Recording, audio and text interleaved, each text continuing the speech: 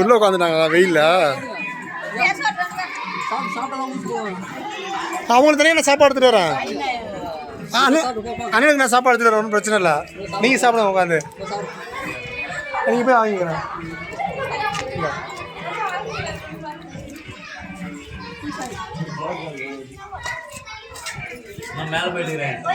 வெயில் இல்லையா? ஐயோ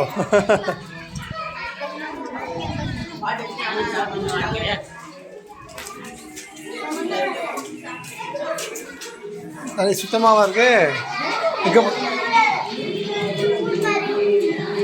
போதுமா போதுமா. நீ அந்த வாரத்தில் உட்காந்து விழுந்துருவாதா?